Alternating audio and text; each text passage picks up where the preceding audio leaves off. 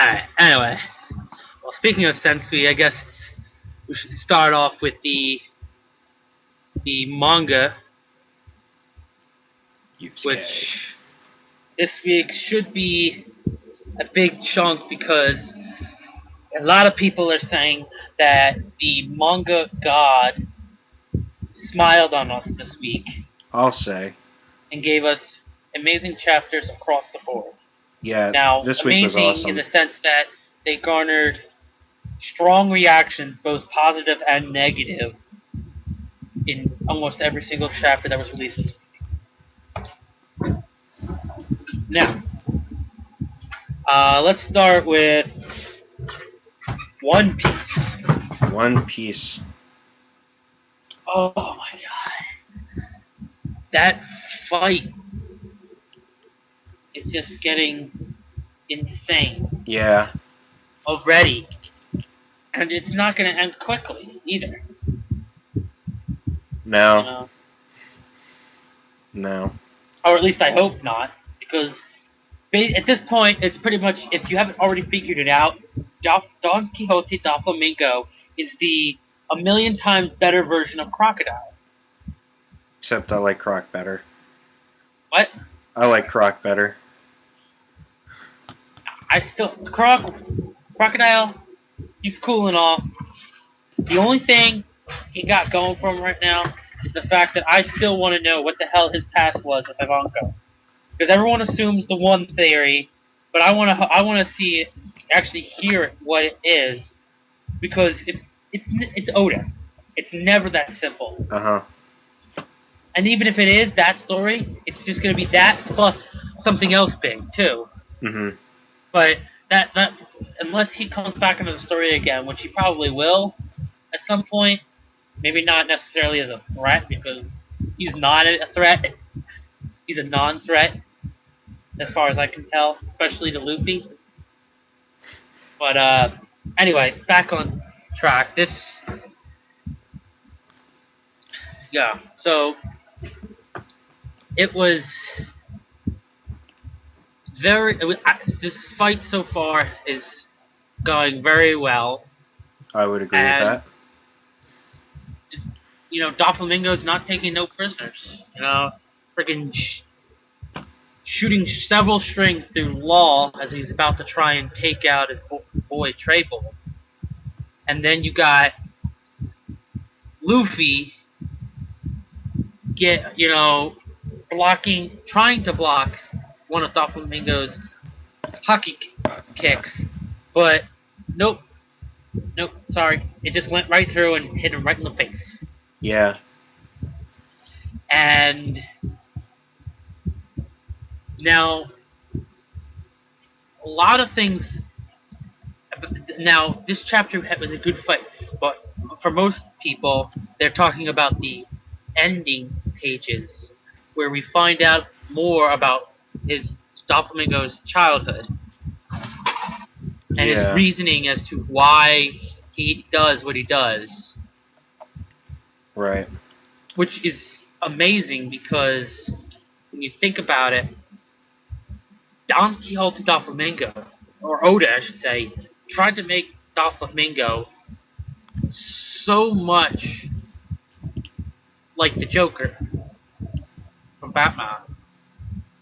And like he has all that craziness that, you know, just I want to see the world burn type of, you know, gig. But at the same time, he has, you know, just something different. He has swag. He not only that, but we're getting a backstory. Like, I mean, I guess some people might say that makes him less like Joker because, you know, he's not as mysterious as the Joker was. You know, because the Joker, you didn't know anything about him. I mean, he was just crazy. Right. Whereas Joker, he was insane. He pretty much is insane. But then now you're learning as to why he's insane. Yeah, and then of course we had the beginning of the chapter, which we find out that Sabo versus Fujitoro is over already, and Now we have Koala and Sabo acting very reminiscent of Luffy and Nami back in the day, where she used to stretch out his face and yell at him. Yeah, that's what a lot of people are saying. Yeah. So, but yeah, but of course also pissed a lot of people off because they wanted to see more of the Sabo Fujitora fight. I'm one of them. I think. Yes. I think I that he didn't should say have. that we weren't. I'm just saying that we are very. We gotta take it as it is. Yeah, of course. Because there's nothing we can do about it because Oda's the one who's writing it. But there's the other major thing in the chapter that we need to discuss. The fact that in order to try and get back into Mary Jo, Doflamingo sliced his father's head off and presented it to the Celestial Dragons. Right. That is just insane.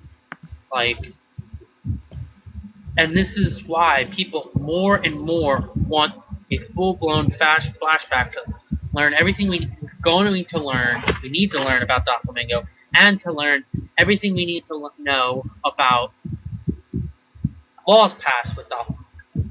But, as stated by King of Lightning, most likely he is worried that, if he does a full-blown chapter of a flashback, it's going to cause a major downtread in manga chapter sales for that week. So then he's like, to prevent it, he's giving us only glimpses, which, in essence, I think is going to make, in the end, is going to make the arc take even longer, because he's going to be like, a little bit of fight, a little bit of flashback, a little bit of fight, a little bit of flashback, and, so I feel like he's still doing that, even though it was an amazing chapter, and I'm going to give it an amazing, I still feel that, he's still he's still juggling around everything, trying to, instead of concentrating on one thing, he's going back to the consistently switching between things. Right. Like last week's chapter, we focused solely on the fight, or the beginning of the fight. Whereas this chapter is a little bit of the fight, a little bit of the ending, what's going on with everyone else at the battlefield where Sabo and Fujitora are fighting, and then over by, where Frankie and the others are, or not Frankie, where Usopp and the others and King Rico is, and then they went back to the fight, and then they had a little bit of flashback, and then went back to and then so it's still feels a little all over the place, but it was still good. Yeah, I think some of the panel time could have been better delegated. Like for instance, we had about 3 or 4 chapters that were heavy with the whole "I'm gonna take Doflamingo's head," and I think that could have been better, allocated to, Fuji, Toro versus Sabo. We could have had more panel time with that, but instead we had about 4 chapters straight of climbing. Climbing. I'm gonna take his head. No, I'm gonna do it. No, I'm gonna do it. No, I'm gonna do it. Yeah, I know. It's different. It's a lot of us want that. To see the Sabo Fujitora fight, and some people are saying, "Oh, we might get it later on." But no, we're not. People should just put it out of their heads. There are so many fights. There are several, or maybe not so many, but there are at least a handful, maybe 2 handfuls of fights in the story that were skipped over or glazed over that people want to see, but in its entirety, but we aren't going to. They say, "Oh, maybe in a flashback." No, it's not going to happen. No. Of course, the first, or at least one of these, including the Blackbeard versus Ace fight, which, it may happen, is the most likely of the bunch because Blackbeard is going to be a very prominent villain. Is a very prominent villain. So that's going to, change things. So, maybe we know, because when Luffy goes to fight Blackbeard that Blackbeard's going to taunt Luffy about him, the fact that it's thanks to me, your brother's dead. Your brother was worthless. He could have joined me and he didn't, and he refused. That kind of stuff. Yeah. But all in all, in terms of this chapter, it was still a very good chapter, despite the fact that it still felt a little jumbled, and the fact that we didn't get a full flashback yet, and got the final confirmation that we weren't going to get any more Sabo Fujitora by ergo the fight ending. Yeah, I'm gonna say a great chapter. Alright. Next, we're gonna do Fairy Tail. Fairy Tail. And did you honestly think in a million years would ever even consider guessing Ignil's location? No, and I have to give Mashima credit that I did not expect where Ignil was going to come from. But see, that's the thing, is that therein lies a major issue. It's like, well, wait a minute, if he was inside Natsu the entire time, first, does that mean that Metallica and Grandine are inside Gajil and Wendy respectively? We'll see. And what does that have to do with, say, their powers?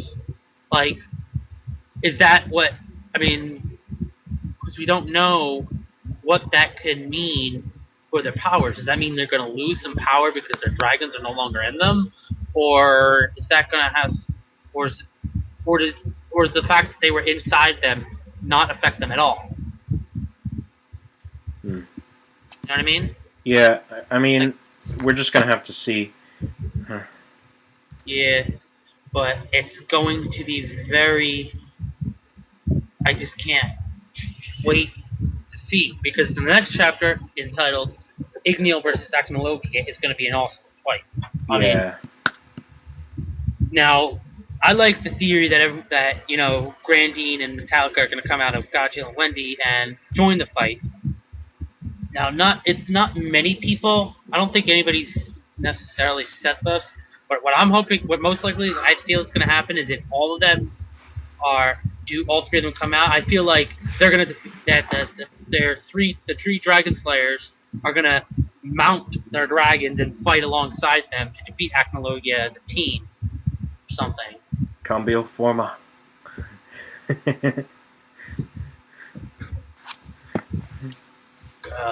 Combo jutsu, what is that? What is the Kiba's jutsu called, where he combines with his dog? It was like the man. It was Mambi something. Mambi's combo transformation, fang over fang, but in their case it'd be like claw over claw or something, or breath over breath, whatever. I think the Hitman Reborn reference works. The cambio forma. Oh yeah, but I can't remember.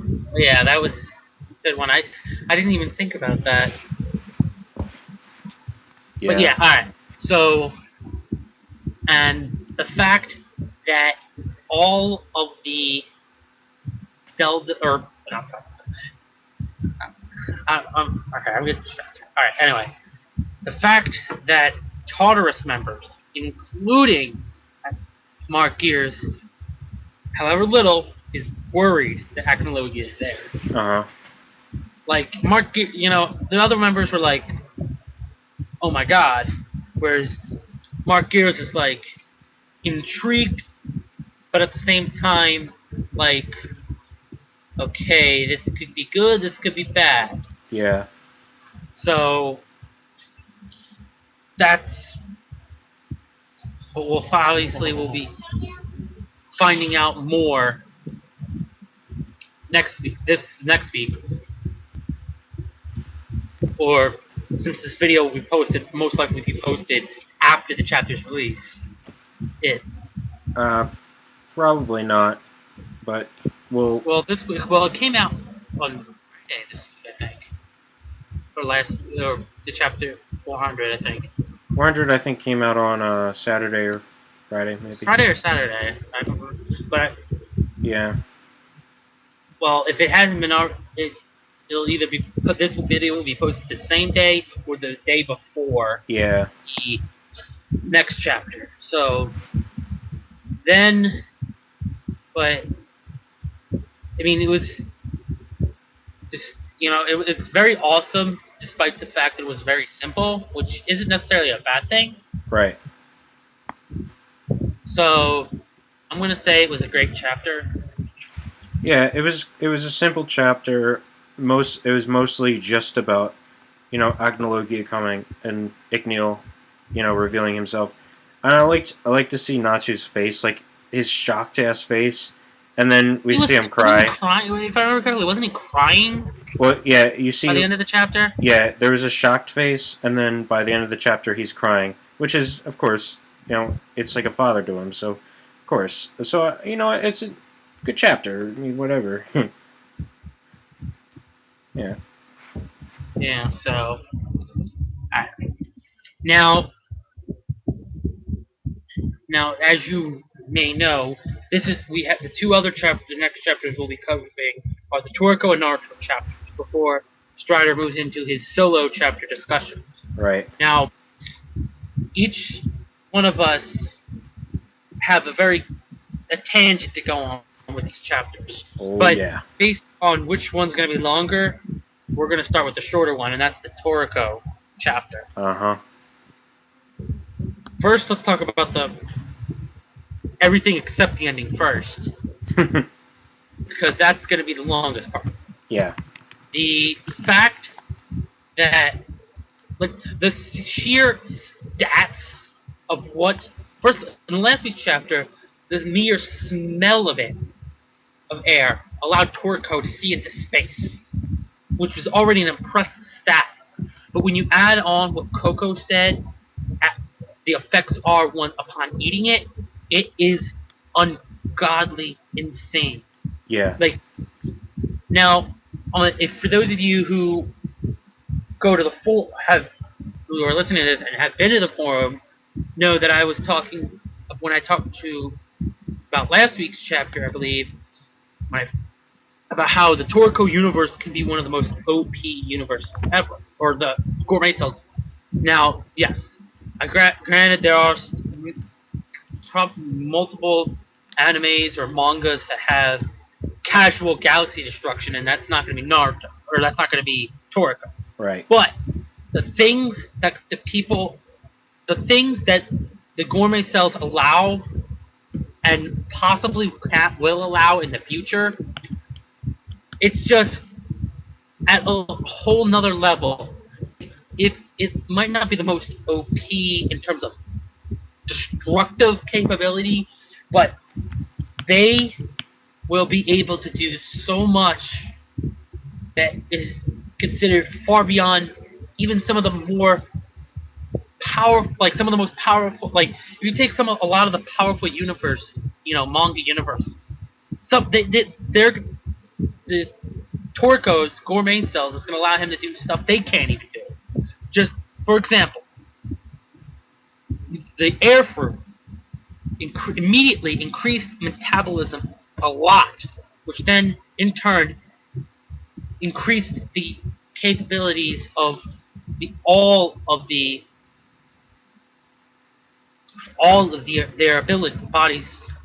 natural ability. Then, even after every breath, the more you breathe, the faster you heal. Just small scratches with one breath, and you can start it just by breathing. The fact that you can just accelerate your healing just by breathing, which is a natural thing for a human to do, is just even takes it to a whole nother level. But that's not even the fullest extent of it. The fact that it is now confirmed, at least by Coco's speculation, that you can survive I believe he said hundreds of hours in a place with no air. Yeah. Which immediately makes the whole King of Lightning theory that Toriko might end up in space at some point possible. Yeah. And this actually made me think of something, an interesting theory. Now, as you know, it has been stated that the gourmet world is broken up into 8 continents, and each one has one of the 8 items on Akashi's full course, and each continent is home to one of the 8 kings. Now, this got me thinking. When Toriko was fighting the Heracles, not only Toriko was immediately shown that he was far outmatched in power, but things got turned, but then just when Toriko was starting to seemingly turn it around slightly, which isn't saying much since the Heracles wasn't able to use its full power since it was pregnant, it then immediately created a vacuum by taking in only 1/10 of a normal breath, creating a vacuum.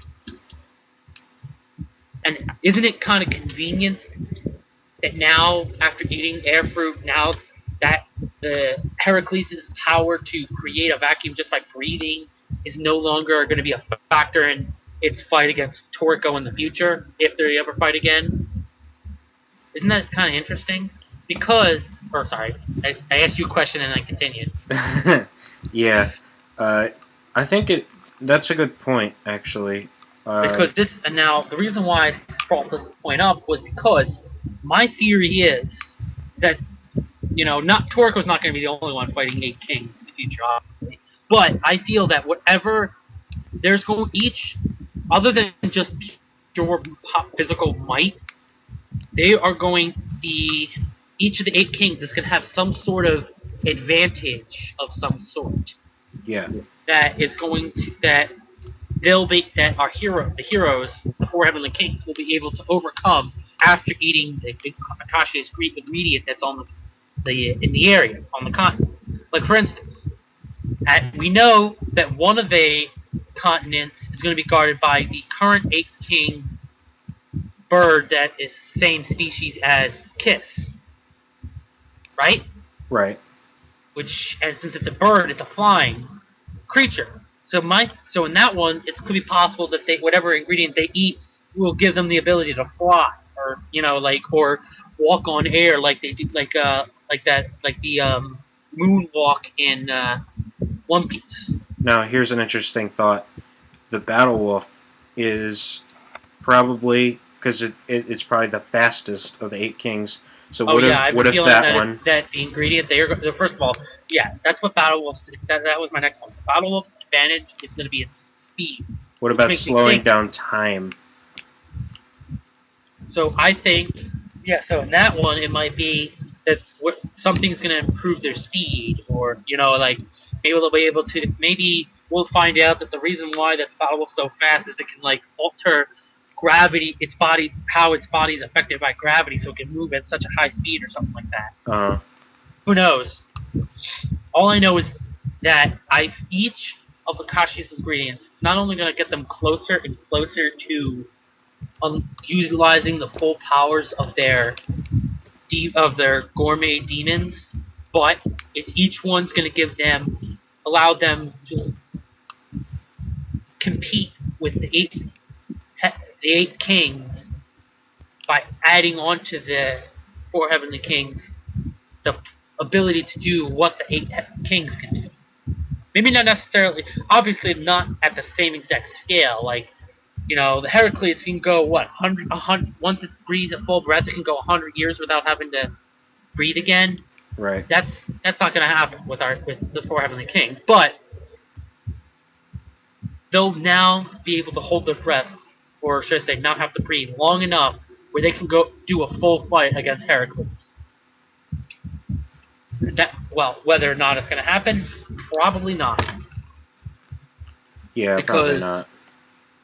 Now, of course, this brings to my next point.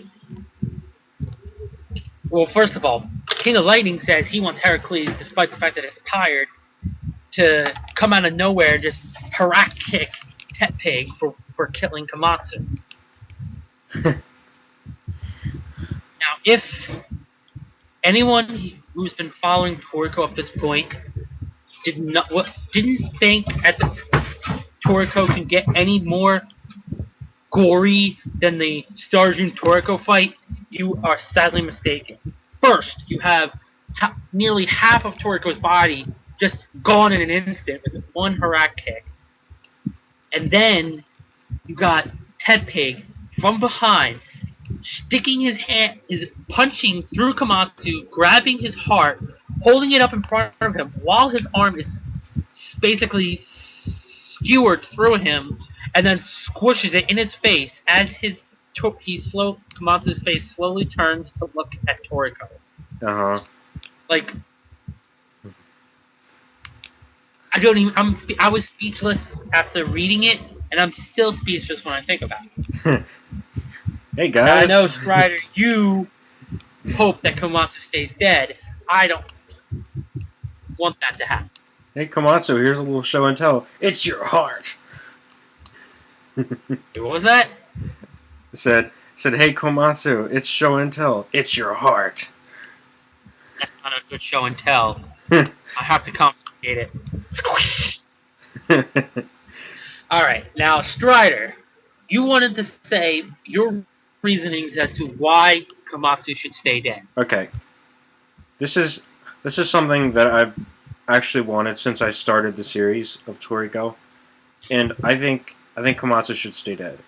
And there's a very strong reasoning behind it, even though it's almost impossible that he's going to stay dead, in my opinion. And my reasoning is for Toriko. Now, Toriko as a character, I like him. He's not perfect, obviously. He's gotten better, but if you want him to compete with the top of protagonists, he needs a shot of character development. And if Komatsu dies, it forces Toriko into this state of depression that he questions everything. Everything is lost without Komatsu because of his food luck, his cooking ability, his kindness, whatever. Everything about him, and all of a sudden it's been taken away from him just like that. Yes. But see, this is where... Yes, but see, the reason why we believe, and most people believe that he's not going to stay dead, is the fact that their heir is still there. Yeah.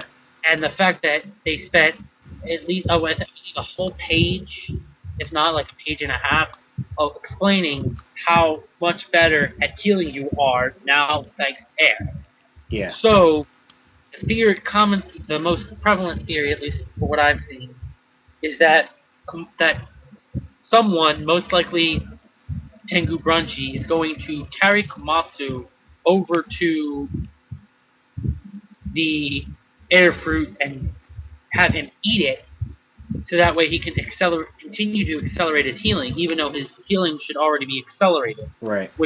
And because he's already eaten the air fruit, that's how he's going to survive without his heart, just long enough for him to continue eating his, the air.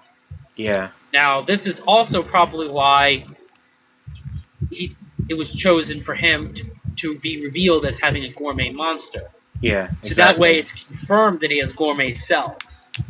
Because, as it's stated in this chapter, if you're trying to get gourmet cells by eating food that has gourmet cells in it, it takes a long time to integrate, and that doesn't always work. Mm-hmm. And so so the fact that Komatsu had a gourmet monster was kind of not, yes, a lot of people said it was out of left field, but at the same time it confirms that Komatsu has gourmet cells. Yeah. And combine that with the fact that air accelerates healing, those two factors alone make it most people believe, especially us too, that Komatsu isn't going to stay dead, especially since he's such an important part of the story. Yeah. Because like you said, without the only reason why they're going to, because they said it takes extremely good food luck in order to find God. Mm-hmm. Obviously, they can't. The story can't end if they don't. The end game is going to be the battle over God. Uh-huh. Who gets God? So they need Komatsu. Now, All sides need Komatsu. Now, now one more thing about that though. If Komatsu dies, which he won't, but this stays dead. this leaves one more person that logically will form the combo with Toriko, and it would be the greatest combo ever. There's one cook who Tengu Brunchy? no, who would logically, within the confines of the story, be the perfect match for Toriko as the cook to his Bishokuya skills. And who would that be? Take one more guess. It's not Starju, because he's also a he's a gourmet hunter as well, so he can't be a partner. But he's a cook first and foremost. But there were no, because remember Tomasu's friend, who was a cook first and foremost, became partners with Starjun before the time skip. Right, that was necessary because just because they lacked like Bishokuya, but Starjun he is a cook, but he also doubles as a Bishokuya because the Bishokukai didn't have many Bishokuya to begin with. Yeah, but see, here's the issue. We have yet to see in post-time skip if they're going to be relevant again. And if they do, which they most likely will, because, hello, Starjun, Midora, yeah, they're going to be relevant again. But in my opinion, they're going to be like a third side. Like, they're going to be for themselves. They're not going to be with the four Heavenly Kings, but they're not going to be with Neo either.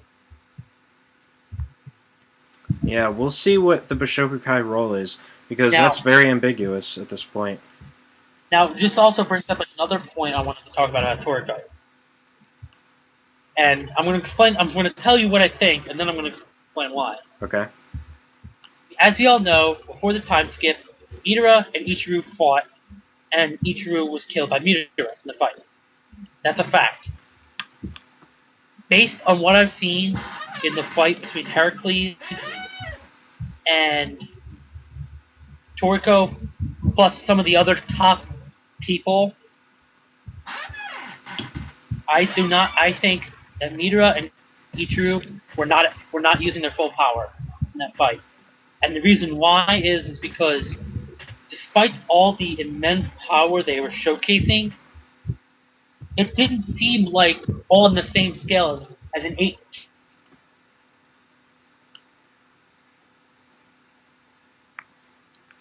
It's already been stated that neither one of them had the entire Akashia's full course, but I feel that they each had at least one, if not maybe 2 or 3 of the ingredients. Yeah.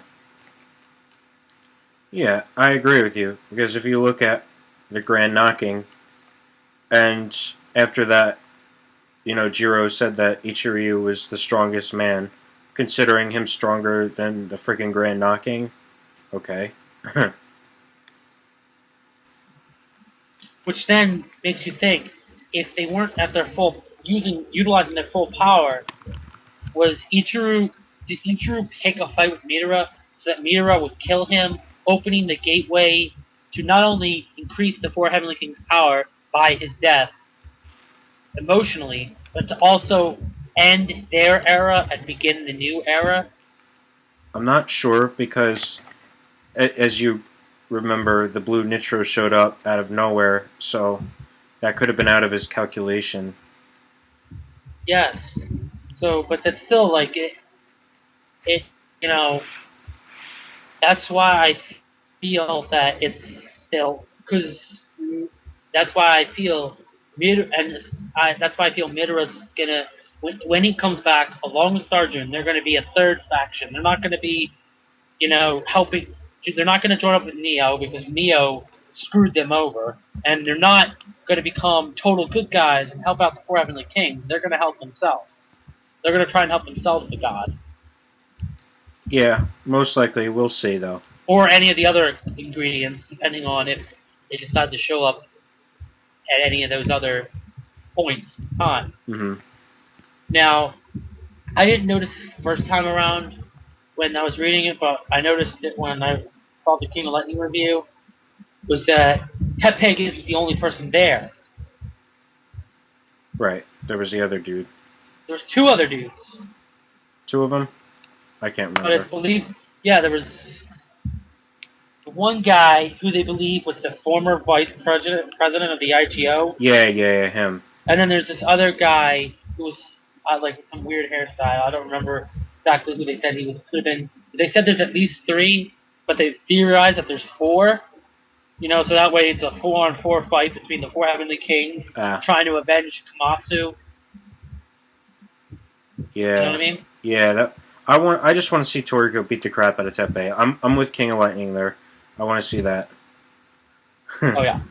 But alright, so even though we spend a lot of time talking about it, my opinion of the chapter is I'm not going to give negative points because they attempted to, at least, because we can't confirm with anything because of gourmet cells and plot that Komatsu is dead immediately or even going to stay dead. Right. So, despite that fact that he is presumably dead, and at this point, I'm not going to give negative points for it because that is still a shock. Like, I'm going to have to give it an amazing chapter.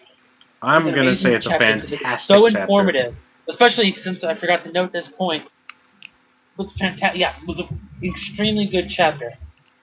But I also forgot to note the one part where each of the four heavenly kings, except Toriko, showcased their arm being turned into their gourmet monster's arm. Right. Yeah, and then they're saying that they'll be able to control it. Right now, they need to focus. So, again, hello. Yeah. I think I lost you there for a second. Okay. It wasn't as long this time. But anyway, so yeah. All right. So I think it was a really, really good chapter. You thought it was? I think it was a fantastic chapter. I love the aesthetics of the ending. Absolutely. Yeah. It just blew people's mind. Yep. Now, that was a very long tangent for Toriko, but that was mostly me talking. In the Naruto chapter, it's going to be Strider doing a lot of.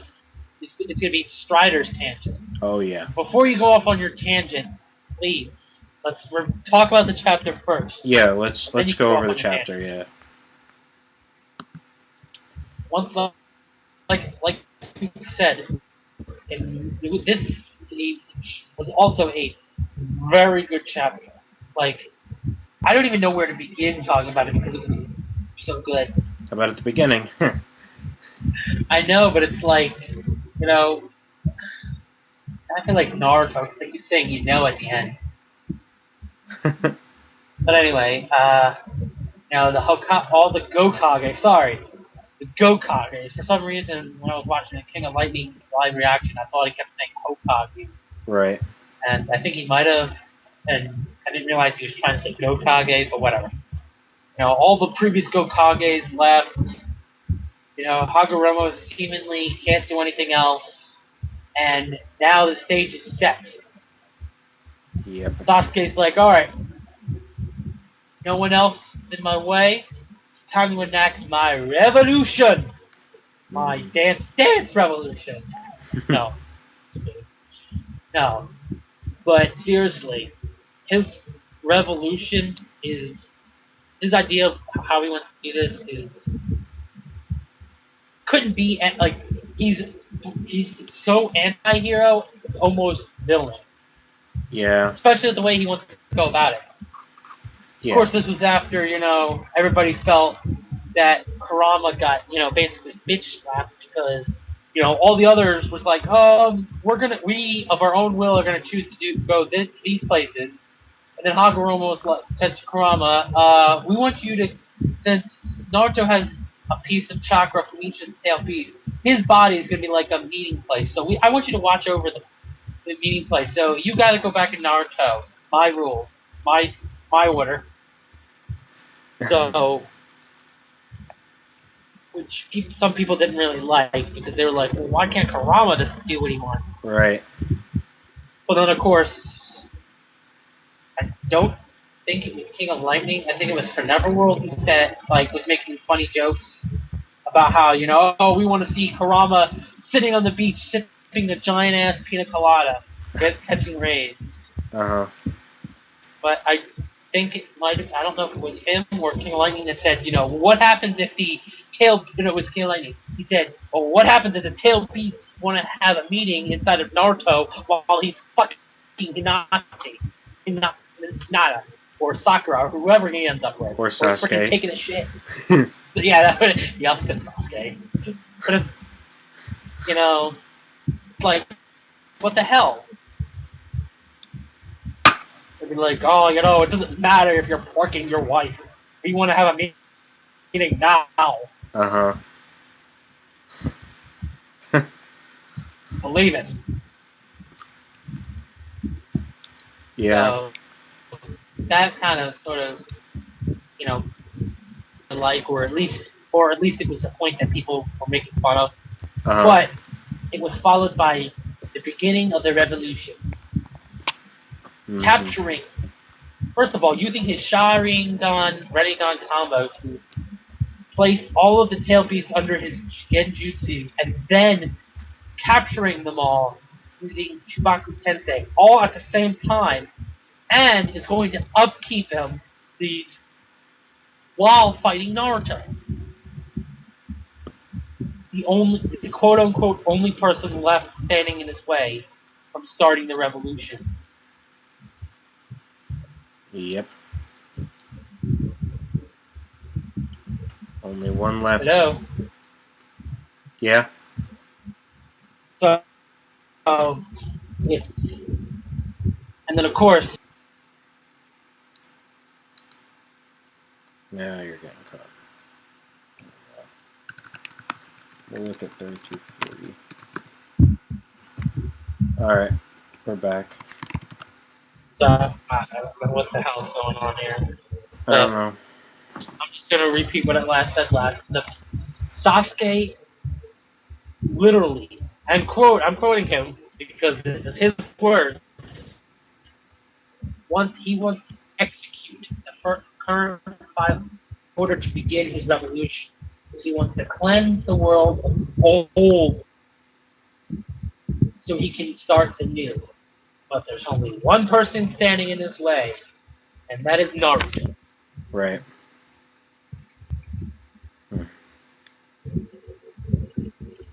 You gonna talk? Oh, is it my turn? Very funny. No, I'm the more talkative one between the two of us. I think we all know that by now. But, so, yeah, he captures the tail beast, and we know, that Sasuke's Genjutsu has increased pretty dramatically, for Naruto versus people, because I got you guys. That's where I was posting for a long time, so I understand your mentality. We got new Genjutsu feats, all of them at once, single glance, and Hagoromo notices it. So I'm assuming, because it looked like he focused out of his Rinne Sharingan, so I'm assuming it's either a Rinnegan Genjutsu, or an EMS Genjutsu, or a Rinne Sharingan Genjutsu. Well, I'm not entirely sure because it's very blurred if you think about it. Yeah, but I also think it might be the Rinne Sharingan Genjutsu because that eye formation forms in the tail beast's eyes when they're under the Genjutsu. Right. So, so that makes me think that because I believe when we saw Obito taking control as Toby taking control of Kurama with the Sharingan appeared in his eyes. Right, but that was an MS Genjutsu because Well, yeah, EMS. yeah, Yeah, that's what I meant. Like his EMS appeared symbol. His individually unique version. Each mon, well, first of all, each Mangu gets MS. His design is different, and I believe it gets slightly more different when it becomes an EMS. well, all MS have the ability to control the nine-tailed beast according to the tablet. That's like a standard ability. But yeah, every Okay, MS is different jutsu. okay, But Obito did not have an EMS. no, Because to get an EMS, you have to be given somebody else's Sharingan who also has a Mangu Gekyo Sharingan right. thing. Or at least has to have be a Sharingan I, which automatically means it has to be Uchiha. But, so, because in order to get the Mangu Gekyo,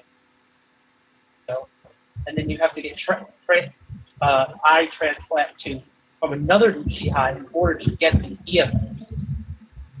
So Obito's too did because remember because there was a point where they were worried that Kakashi, the Sharingan that Kakashi had was going to go, disappear because, or become useless because he was using it so much. And it did go blind, but he could still use Kamui out of it. Anyway, so you ready to go on your tangent? Well, Okay. before you do, I'm going to say it was a an amazing chapter. Just probably the best chapter of the week, or the second best. Sorry, because Toriko happened, but the second best chapter, in my opinion. Okay. All right. So when it comes to the revolution, there's been a lot of backlash. Some people like it. We've had jokes like Sasuke Uchihavera, which is like a play on Che Guevara, or whatever. Yeah, Che Guevara, I think his name was. Who was the revolutionist. But I'm actually going to do something very unsafe, and that's actually defend Sasuke. Now, among the U.S. fans, Sasuke is very unpopular, and that's an absolute fact. Although I think because he's not Itachi. the only Uchiha or not only Uchiha, the only country that actually favors Sasuke is Japan, and even Itachi has Which is where it gets written. Yeah, even Itachi has gained a shit ton of hate outside of Japan, and well, I think that people lose their mind when it comes to Uchihas. I think people get way too biased, but that's a different story for a different time. But anyway, so this revolution, no, it doesn't make sense. It doesn't, and I fully admit that. The way he's going about this revolution is absolutely mad. It's stupid. Killing the five Kages is not going to get you any support from anybody. If you want revolution, you need people. It cannot be a one-man revolution. But with that said, this is a good thing for Sasuke's character, even if it doesn't make sense. A lot of people are under the assumption that everything a character does has to make sense, and I'm here to tell you that's false. From every literary standpoint, not everything a character does has to make sense. In fact, It can be in a character's nature to do things that don't make sense, and Sasuke is actually one of those characters. If you Well, look, yeah. if you look at some of the things he's done, he's charged head on into the five Kage summit to attack the five Kages at once, and he got lucky that only A fought him at once, and then Gaara fought him 1-on-1, and then Danzo fought him 1-on-1. If they had all come at him at once, He would have got. he would have Yeah, fucked. he'd be dead. He would have He'd be fucked. dead. A would not. First of all, yeah. A. If there was anybody else there to assist A, another one of the Kages, it would have been a 2-on-1 fight with A. A would have been easily given an opportunity to kill Sasuke, and he would have taken it. Oh yeah. Whether or not the other Kage that would have been fighting with A would have done it or not. Mm-hmm. And without Obito, he would have died anyway because Onoki had him in his Jintan. But that's besides the point. That's trailing off. He does things that don't make sense. He's smart in some ways. He's good tactically. He's good at figuring out strategies. He's good at figuring out weaknesses. He's good at battle tactics. He is not good at government or anything or any other thing like that. He's not that smart. He's not politically smart. And a change in heart ain't gonna make him smart. I know that rhyme. Which is interesting because we finally, in this chapter, got to see what he said to Hagoromo. Most of it, at least. Most of it. Yeah. And yeah. So, which for good reason, because it directly related to the fact that he wanted to start a revolution right after dealing with the issue at hand, which was the war. Mm-hmm. So Sasuke starting a revolution does not make his character bad. It's not bad because it makes sense for his character that it doesn't make any sense what he's doing. What you guys have to understand is that Sasuke is a product of all this, hatred and violence, racism, and violence, racism, and just hatred in general. He's a product of this, and so what you have to understand is that this is a product of everything that Konoha has caused up till now, and so from the end of Madara onward. Even before Madara.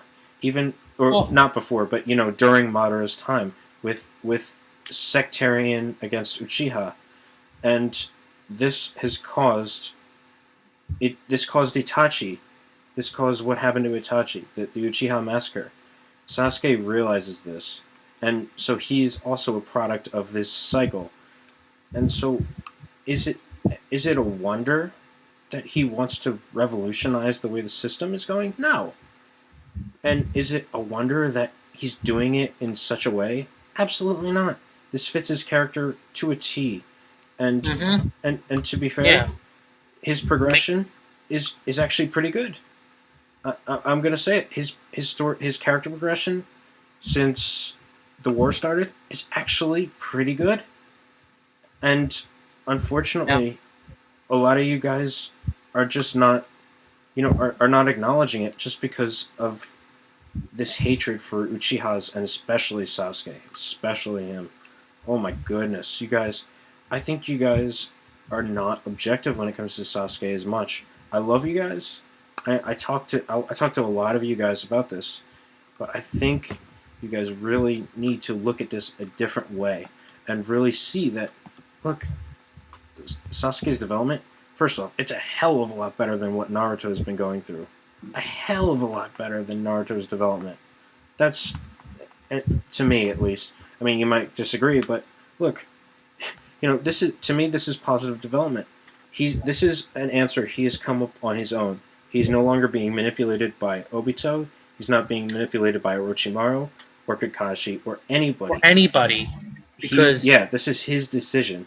And so this is after positive. Learning everything, the whole story. Exactly. This is his decision.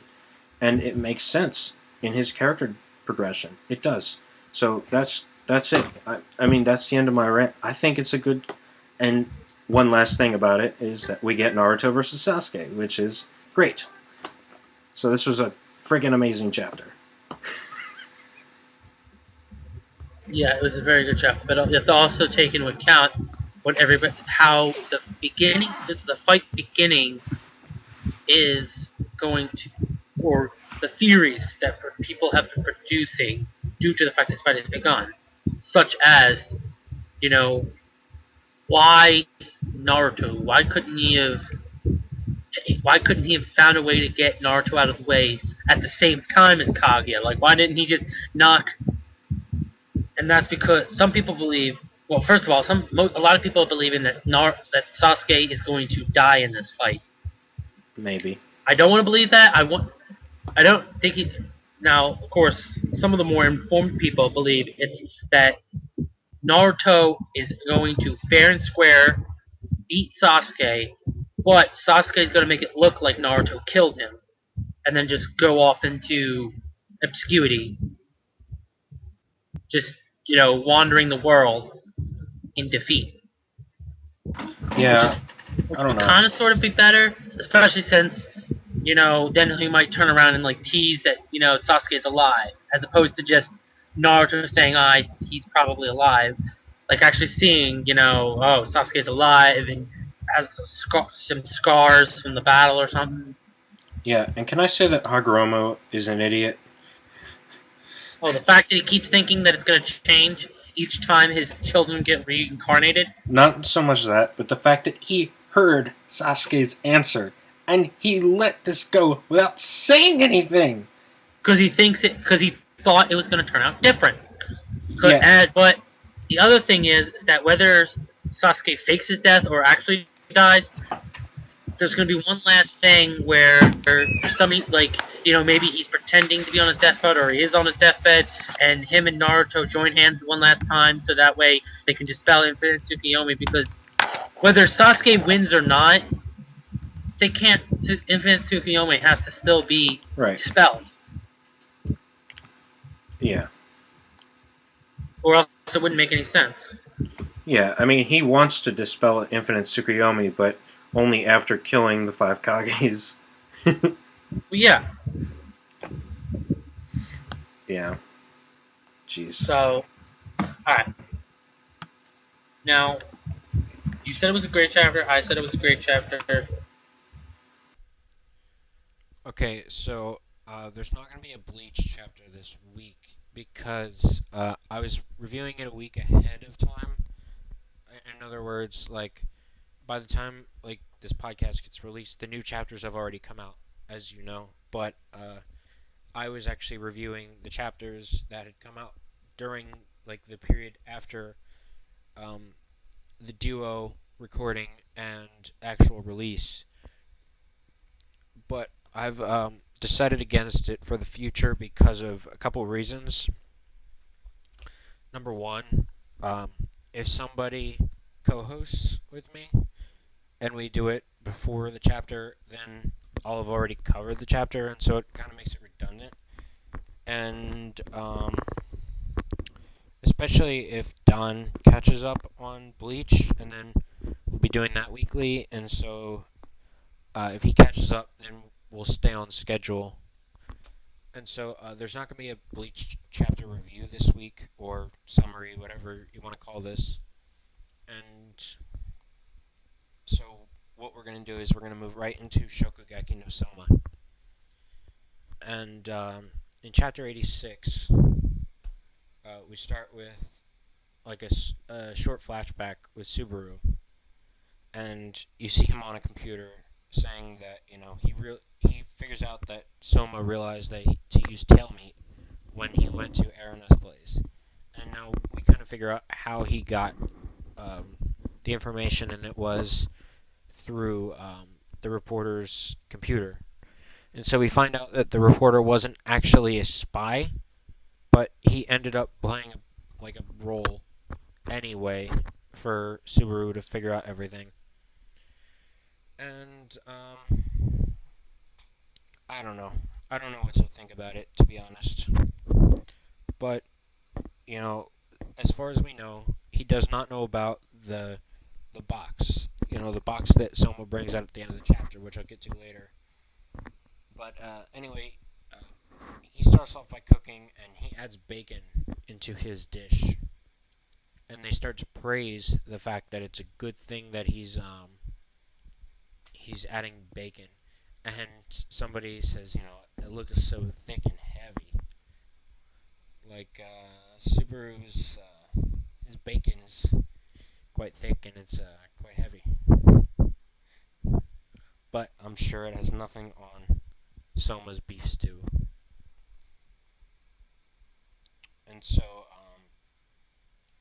yeah, they praise this bacon, praise the bacon, and because he's using it as garnish, basically. And the guy who's always naked at Polar Star, I can't remember his name. I like him, but I can't remember his name for the life of me. But he notes that it's the same technique that he would use, like the whole bacon, the whole bacon trick, and he says that bastard. He must have studied up on this guy as well. So yeah, so that's that. And the girl with the attitude, she says that Soma will not win against Subaru because he's run into like a canyon instead of like Subaru, who's keep going with the tracks. That's the analogy that they're trying to paint, like the picture that they're trying to paint.